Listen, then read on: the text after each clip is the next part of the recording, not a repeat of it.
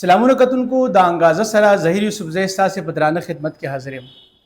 کتونکو په پاکستان کې یو ځل بیا ترهګرۍ سر راپورته کړی دی او په ټوله دنیا کې څنګه تاسو ته معلومه ده څه وخت مخکې د پاکستان واوا کېده او داسې ښکارېده چې پاکستان مثبت سمت روان دی.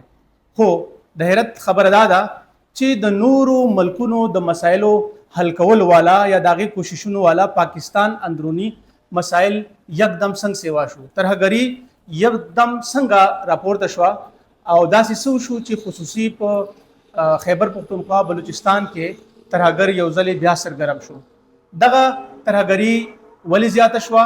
د دې بنیادی محرکات څه دي، اندرونی څه دي، بیرونی څه دي او د دې لپاره د پاکستان منصوبه څه ده، خامۍ چیرته دي، په دغه به تفصیلي خبرې کوو. او په ننني پوډکاسټ کې زموږ سره یو ځل بیا سمی صاحب ملګری دی او سمی صاحب څنګه چې تاسو ته معلومه ده چې د ملک په اندرونی، بیرونی او د ملک په جغرافیه او په نورو باریکو مسایلو ډېر جوړ نظر لري. د دې سره به خبرې اترې کوو. سمی صاحب تاسو ته پروګرام کې هرکلی وایو. ډېره مننه ظهیر صاحب، الله مو ښاد لره. سمی صاحب تیر وخت کې پاکستان د ګاونډي هیوادونو مسلې حل کولې او په ټوله دنیا کې د پاکستان تعریفونه کېده، زمونږ د وزیر اعظم او زمونږ د فیلډ مارشل نومونه اخیسته کېده. په هغه وطن کې دغه یکدم د ترهګرۍ دا لهر هم د دغه څیزونو سره څنګه راسیوا شو؟ څه وجه بنیادي څه وجه کېدای شي؟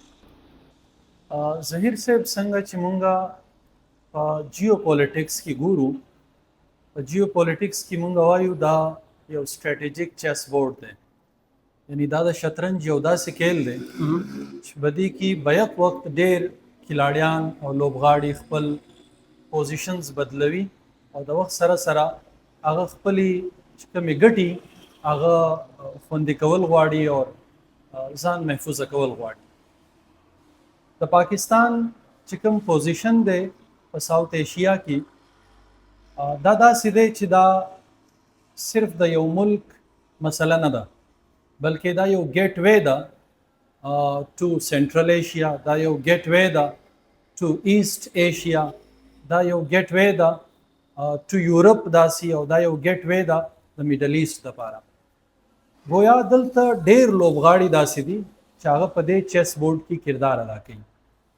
اوس څنګه چې مونږ ولیدو چې په مئی 2025 کې انډیا د پهلګام اٹیکس یو بهانه جوړ کړه اور دا کوشش یې وکړو چې په پاکستان کې کم د پاکستان اوس معیشت راټولې کی یا پاکستان په میکرو لیول باندې لږه ترقی شروع وکړه، هغه به څنګه ډسټرب شي.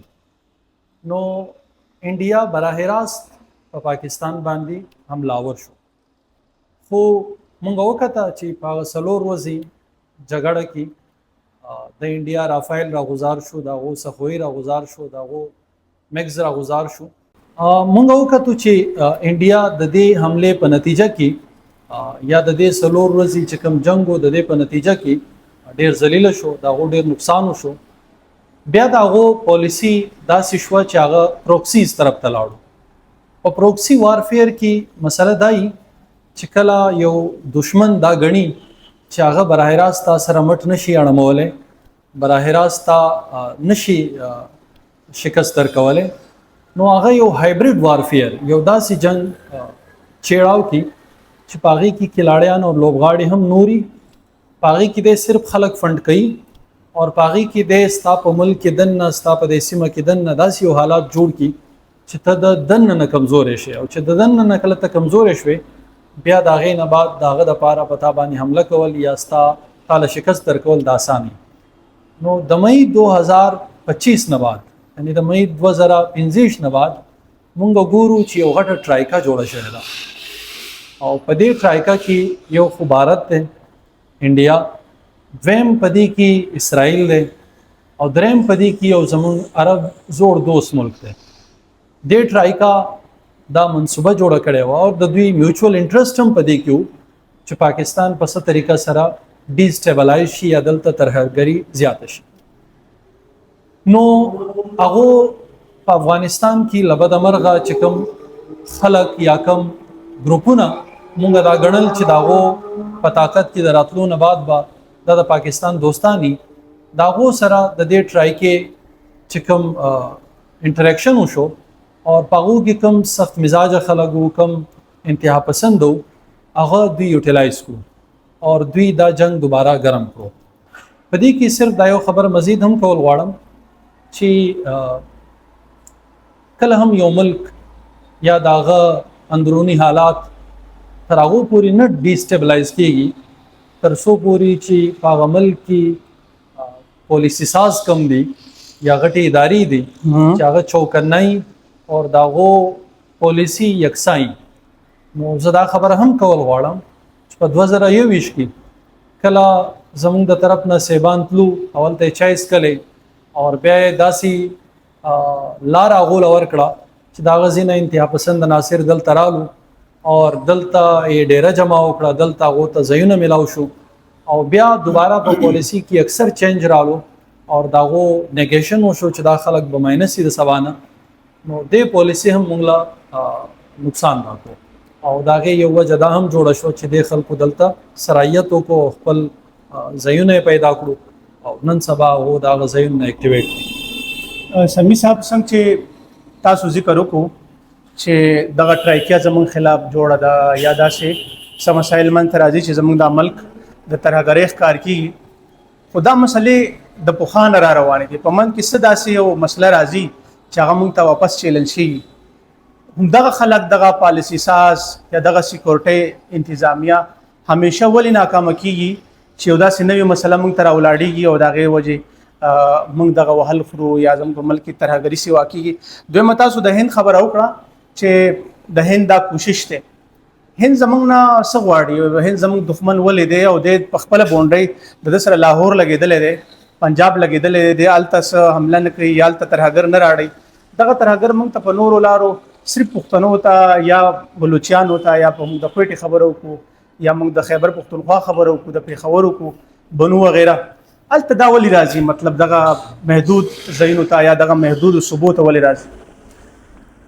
ظهیر صاحب تاسو د سوال درې برخې جوړېدای شي.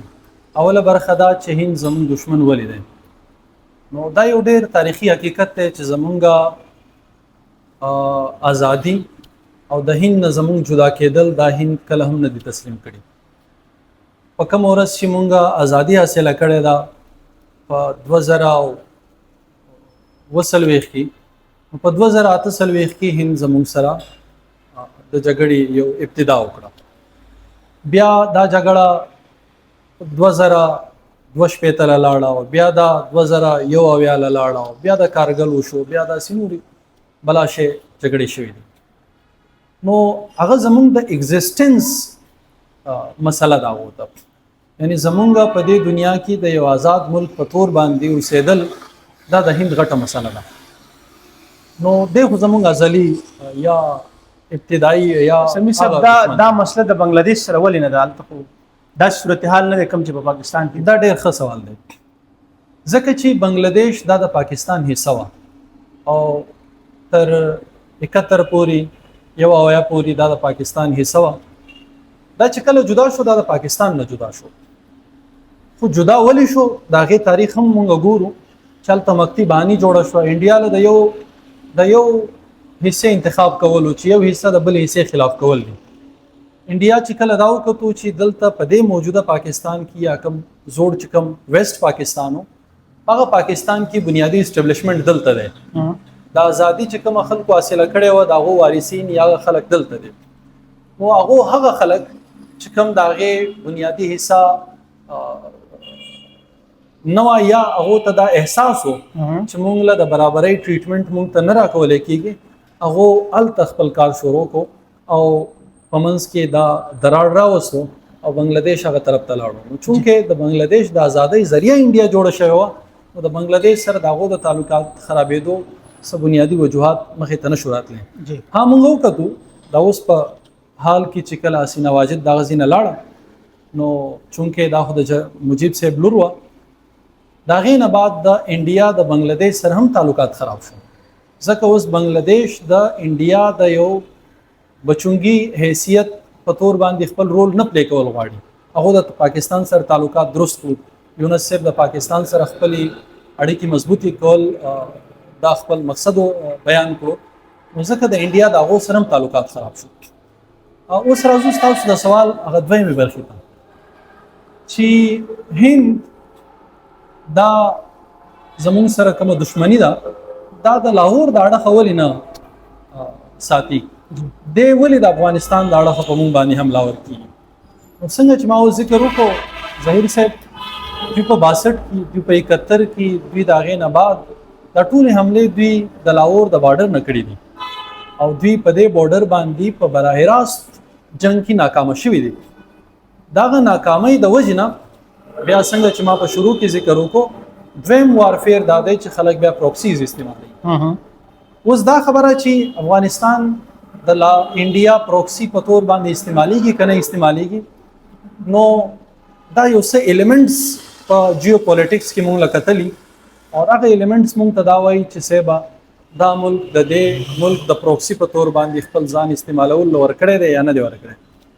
که مونږ وګورو په دې لږ وخت کې ظهیر صاحب که څوک یې ګوګل کړي نو $3 بلین فنډ چې دی هغه انډیا د افغانستان د ډیولپمنٹ دپاره افغانستان له ورکړی دی. جی جی او د حیرت خبره دا ده ظهیر صاحب چې دا په افغانستان کې هغه حکومت دی چې کوم اسلامي حکومت ګڼل کېږي، هغه حکومت دی چې څوک په جنکو په تعلیم باندې پابندي لګوي، هغه حکومت دی چې هغه د سیکولریزم چې کوم ته انډیا خپل بنیادی نظریه وایي د هغې خلاف کار کوي، او هغه حکومت دی چې په هغې باندې انټرنیشنل فنډینګ 67% ریډیوس شو. یعنی یورپی پارلیمنٹ د انساني حقوقو تنظیمونو د هغو خلاف رپورټینګ وکړو، د هغو انټرنیشنل چې کوم فنډینګ و هغه 67% کم کړو.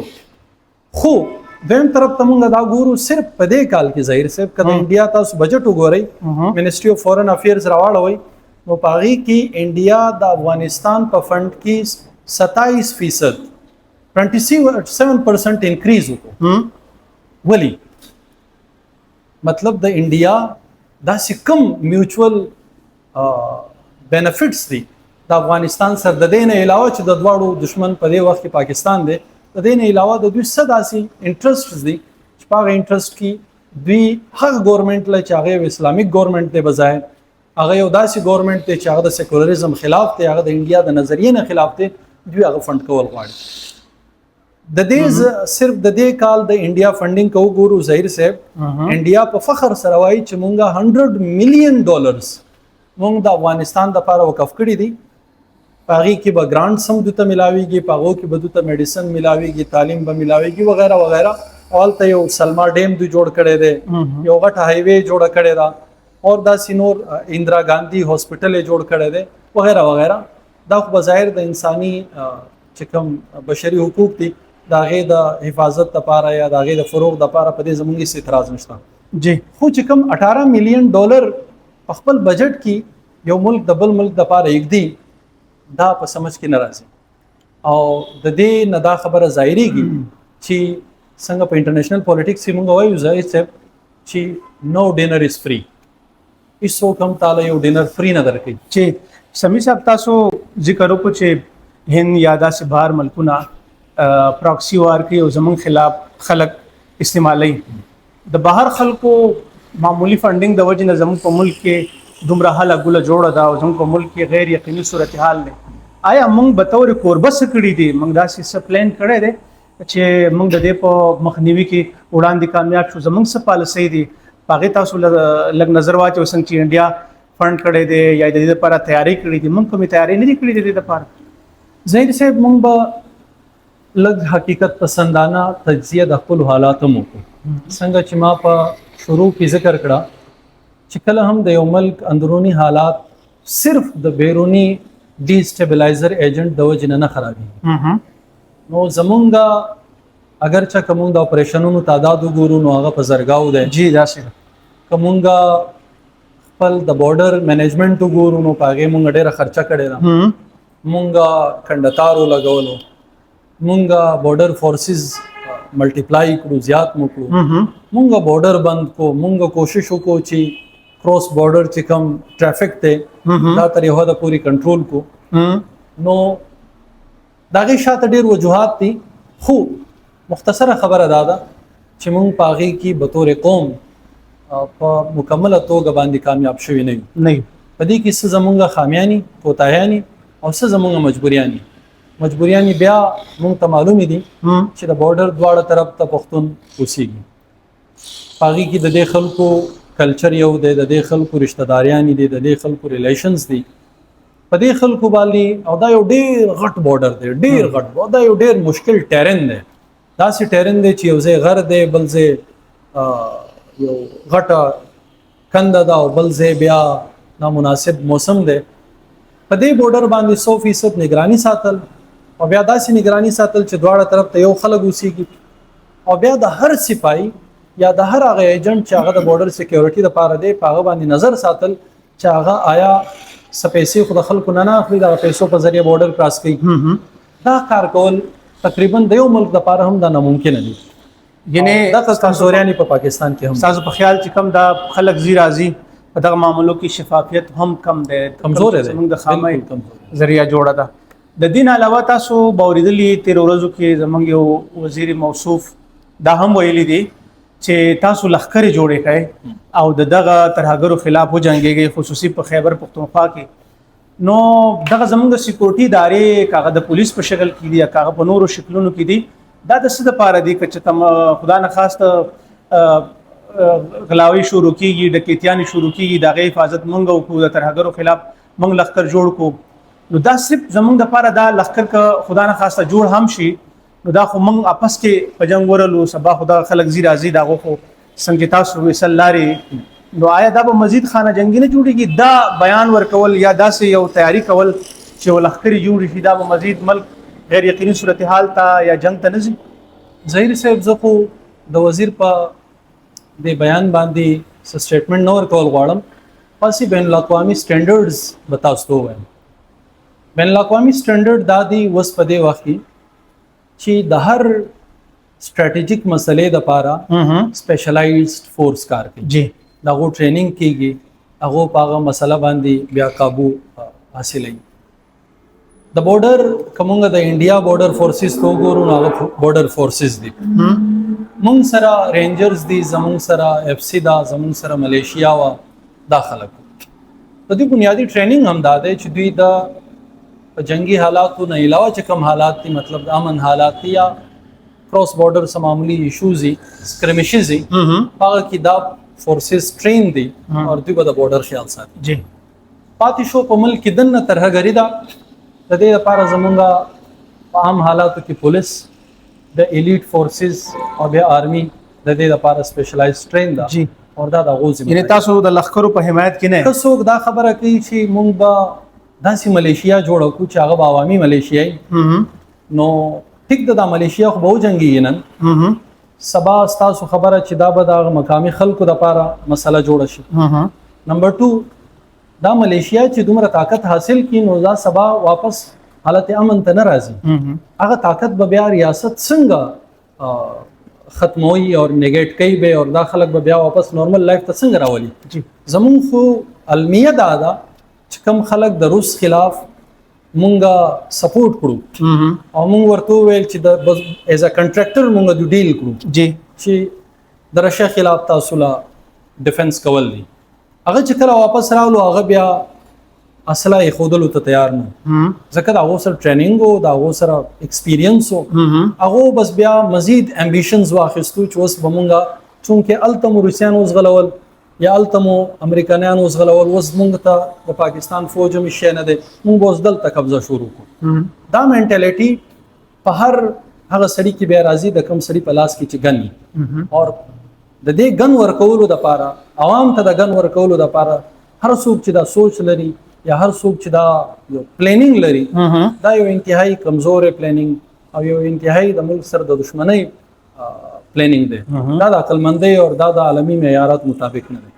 جی سمیع صاحب، د دین علاوه دا ویل کېږي چې کله ته په یو قوم کې بدلون راولې چې د هغو نوی خلک، نوي ځوانان د ترهګرو په لاس نه ورځي، هغو ته به تعلیم ورکوي، هغو ته به آګاهي ورکوي. آیا داسې څه زموږ پاټا دی یا داسې نور زمونږ ټرایبل ایریاز دي چې کوم اوس په صوبه کې هم شامل شي دي، دغه لپاره داسې فندونه مقرر شي دي چې هلته تعلیم ته وده ورکړي شي، هلته روزګار ته وده ورکړي شي، او هلته دا خلک دې طرف ته تلل د دې رجحان کم شي. داسې څه کوشش شي، یعنې موږ خو د لښکرو یا موږ د ټوپک او د زور خبره خو کوو، خو دا طریقه کار چې دا اپلای شوی دی زموږ په دغه صوبو کې، خصوصي په خیبر پښتونخوا کې. ظهیر صاحب گورننس کې مونږ دا وایو چې هلته یو قسم میکانیزم وي. هغه میکانیزم کې اول مونږ تھیوریټیکلی کار کوو، مطلب مونږ نظریه جوړ کو، یو سوچ جوړ کو، او داغه مطابق په پیپر باندې ډیر ښه کار وکړو، فندز تقسیم کو وغیرہ وغیرہ. او تر دې هدف کار شوی دی. د فاټا د لپاره جدا فند منظور شوی، کله چې فاټا د خیبر پښتونخوا حصہ جوړېده په هغه وخت کې دا وعده شوی وي چې د فاټا دا کم اضافي شیونه دي دا به موږ خیبر پښتونخوا له ورکو، او د دې په ذریعه باندې به دا دې ته ورسي. سر ته رسېدلي دغه واده. اوس زه دا وایم په ګورننس کې دویم ایشو دا دی چې د هغې امپلیمنټیشن کتلي. نو ظهیر صاحب څنګه چې د ملک نورې ادارې، نورې صوبې، نورې علاقې د دې کمی شکار دي چې کم فنډز د کم مقصد دپاره منظوره شي، هغه فنډز په هغه مقصد باندې نه لګي. جی د گورننس د کرپشن، گورننس د کمزورۍ د وجې، د کرپشن د وجې، د میرټ خلاف پالیسۍ د وجې دغه مسائل حل تم چونکې یو قوم یو، فاټا کې ماغه خلک دی، او خیبر پختون کې ماغه خلک دی، پنجاب کې او سندھ کې او بلوچستان ټول کې دا یو خلک یو. نو هلته هم دغه مسائل دي، د هغې د وجې نه دغه امپلیمنټیشن هلته هم نه دی راغلی. ها ستاسو په خیال کمې خامۍ چې تاسو ذکر هم کړي یا به نورې هم وړاندې څه کوو داسې کول پکار دي چې په دغه مسله قابو موندی شي؟ زما په خیال درې څلور خبرې داسې دي چې هغه په ذهن کې خوستل پکار دي. هغه ادارو له چې کومې ادارې پالیسي ساز دي یا د هغو سره اختیار دی. جی نمبر 1 دا کله هم نشي کېدی چې د یو سینټر نه څه پالیسي جوړه شوه او هغه راله په مقامي خلکو باندې لاګو شوه او په هغې کې د سټیک هولډرز هېڅ کردار نه. جی بلوچستان دپاره کله هم منصوبه جوړیږي، پکار د چې هلته د هغې پولیټیکل سټیک هولډرز چې کوم دي په هغه فیصله کې یا د هغې کوم لساني حقایانې چې کومې دي یا مذهبي حقایانې چې کومې دي دا سټیک هولډرز په هغه مسایلو کې د هغې په حل کې شریکي، ځکه چې کله سبا دا پالیسیانې امپلیمنټ کېږي دا خلک به دا پالیسیانې اون کوي او دا به افیکټیولی هلته امپلیمنټ شي. صحیح. دویم خبره ده چې پالیسیانې چې کومې اسټبلیشمنټ جوړوي یا کومې پالیسي ساز ادارې جوړوي هغې کې یکسویي پکار ده. کوم چې زمونږ سوچ دی چې پرایویټ ملیشیا نو مور، دغه پرایویټ ملیشیا نو مور به مونږ هر طرف ته امپلیمنټ کول غواړي مونږ، ځکه بظاهر بعضې ګروپونه جوړول یا د هغو نه څه لږ ډېر مفادات حاصلول دا یو عارضي حل کېدی شي د یو مسلې، خو دا به مستقل دردسر یې څنګه چې زړې پالیسیانې زموږ دپاره دردسر جوړېږي. اور درېیمه خبره، یو په دنیا کې او په ملکونو کې پولیټیکل سټریټیجسټ دي، جیو پولیټیکل سټریټیجسټ، اور یو جیو پولیټیکل تھیوریسټ دي. سټریټیجسټ چې دی د پریګمنټکس حالات ته ګوري، دی ظاهري حالات ته ګوري او د هغې یو ظاهري حل فوراً ورکوي. مطلب دی دا ګوري یو سړي په ګرده درد دی، دی فوراً ولا پین کلر ورکړي صاحب درد به لرې شي. خو چې کوم تھیوریسټ دی هغه د هغه خلکو بیکګراؤنډ ګوري، هغه د هغه خلکو سایکولوژي ګوري، هغه د هغه خلکو هسټري ګوري، هغه د هغه خلکو فیوچر امیجن کوي، د هغې نه بعد هغه داسې پالیسیز ریکمنډ کوي کومې چې د دې خلکو د پریزنټ او بیا فیوچر دپاره ډېر په فایده کې ورسي. صحیح. مونږ له داسې پکار ده چې کومې مونږ سټریټیجیز جوړو هغې کې مونږ سره جیو پولیټیکل تھیوریسټ موجود دي، هغې کې مونږ د فیوچر فورکاسټ وکړو. مونږ ته دا پته چې نن پالیسیانې کومې جوړو سبا به د دې اثرات په مونږ باندې په دې سیمه باندې او په کراس بارډر چې کوم زمونږ پړوسیان دي هغو باندې به څه پرېوځي، دا ضرور په نظر کې ساتل پکار دي. او آخري خبره گورننس، کومې پالیسیانې چې ښه مونږ جوړې هم کړو خو که زمونږ د گورننس چې کوم سټرکچر دی دا بوسیدای، دا کرپټي، دا لویال نه، نو بیا هم زمونږ پالیسیانې زمونږ سټریټیجیز کله هم د ملک قوم له فایده نشي ورکولی. صحیح